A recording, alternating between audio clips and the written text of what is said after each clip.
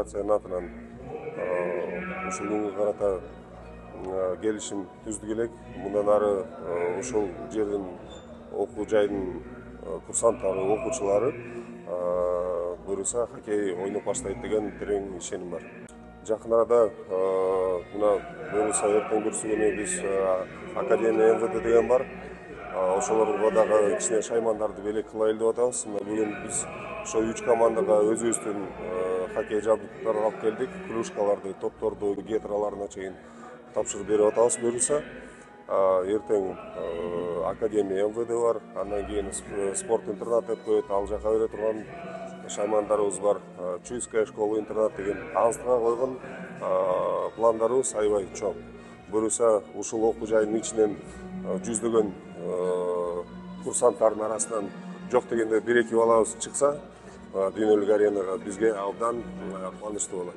Бүгүн биз Аскер лицейинде 23 февраль ата мекенди коргоочу күнүнө карата салтанаттуу иш-чараны өткөрүп атабыз. Ушу Аскер лицейинде мураскерлерди спорттук жактан, спорт багытында мураскерлерди өркүндөтүү боюнча өздөрүнүн белектерин алып келишиптер. Бүгүн хоккей, чөп үстүндөгү хоккей оюнунун инвентарларын алып келишиптер. Биз ошол учурдан пайдаланып ыраазычылыгыбызды билдиребиз. Федерация менен биргеликте бул биздин мураскерлерге ошо дем алыш күндөрү, андан сырткары кружок сыяктуу кылып бир дополнительный убакыттарды бөлүп берип, ошо балдарды хоккей менен үйрөтүп, хоккей оюн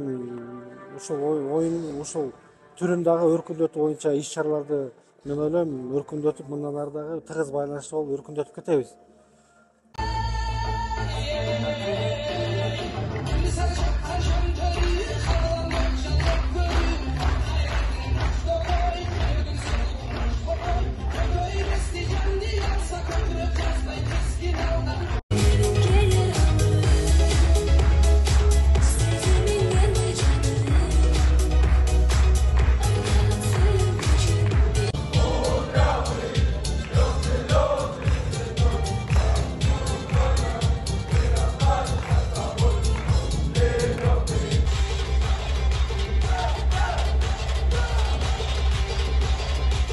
Мекен коргоочулар күнүнө жараша бүгүн чөп үстүндөгү хоккей федерация менен биргеликте биз ушул өзүбүздүн лицейибизге ушундай спорттук шаймандарды алып келдик.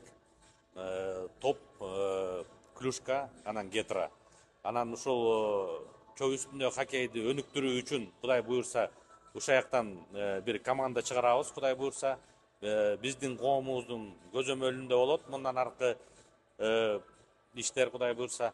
Ошол бардык мекен коргоочулардын майрамы менен куттуктайм. Баатар коомдун атынан жакшылык, ден соолук каалайм. Элибизде тынччылык болсун, жакшылык болсун.